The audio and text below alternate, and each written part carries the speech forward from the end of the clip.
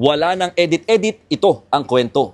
Ilang araw bago ang State of the Nation address ni Pangulong Bongbong Marcos, kanya-kanyang paghahanda na rin na ginagawa ang mga militanteng grupo para maihayag ang kanilang mga saloobin at hinaing sa kasalukuyang kalagayan ng bansa. At isa sa mga talagang pinakapinaghahandaan ng grupo ay ang kanilang pinagmamalaking mga effigy. Actually, pinasilip nila tayo dito sa kanilang area kung saan ginagawa itong kanilang effigy. Ongoing pa yan, hindi pa tapos, pero makikita ninyo, ito na halos yung itsura. Well, para mas ma-explain sa atin kung tungkol saan ba ito at kung ano ba ang naisipaharating nito, kasama natin yung dalawa sa mga artists ng grupo. Alika ma'am, dito kayo. Si Miss Mai? Yes po. Ano pangalan niyo ma'am? May po. From? Tambisan sa Sino. At saka si Ma'am Sam. Sam, ng First Quarter Star Movement. Okay, kwentuhan nyo kami mabilis lang. Tungkol saan itong inyong effigy? Anong pinaka-concept po nito? Para nakita ko si Trump nandito. Ano ba pinaka-idea?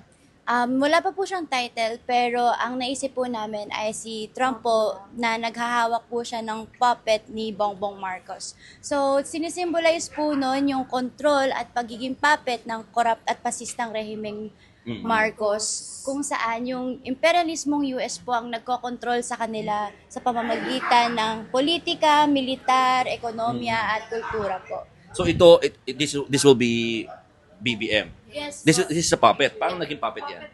So ano siya? Ito po Nagagalaw yung- tong kamay na to, ma'am? Yes po, ito po yung Sige, ma'am, armature. taas nyo nga po yan. So nagagalaw talaga siya. Yes po. Okay. So para pinapalabas, hawak ng US itong puppet na Marcos. ng Nakahawak po Ano siya po sa kabila? parang puppet. anong nasa kabilang kamay naman? Missile naman po yung nasa kabilang kamay. Pinapakita po yung US aggression. At pagkalagkat ng US sa Pilipinas sa mga wars of aggression, yung pinapakita rin po yung pagkakaroon po ng mga EDCA bases, EDCA sites sa loob po ng Pilipinas. Si Trump, merong ano mga microchip ba yan? Yes po, semiconductor po yan.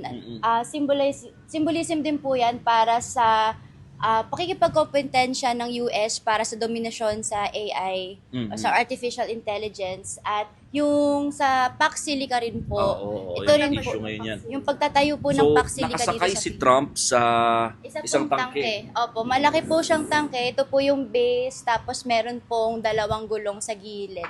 Okay. So ito ba inaasahan mo anong balak niyo gawin dito? Dadalhin sa Commonwealth and then sisirain ba ito? Susunugin po. Susunugin po. Susunugin? Yes. Paano kahit bawal? Tuloy ang sunog po. Okay, sige. Pero ngayon mga kapatid, paspasan na yung... Thank you Miss Mai and Miss Sam, no? Thank you po. So, paspasan na yung ginagawa rin nilang paggawa dito sa kanilang effigy. This is just one, but this is actually big, no?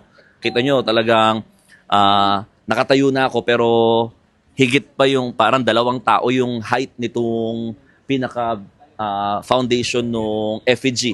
They call it actually puppet master, no? Itong si image ni US President Donald Trump with the puppet na hawak niya. One is, sabi nila, effigy daw ni Pangulong Bongbong Marcos, and the other one is dito naman mga tangke that will symbolize yung mga wars of aggression as they call it. So, kahit bawal, tutuloy daw nila itong susunugin or sisirain sa araw mismo ng SONA sa darating na Lunes. O paano?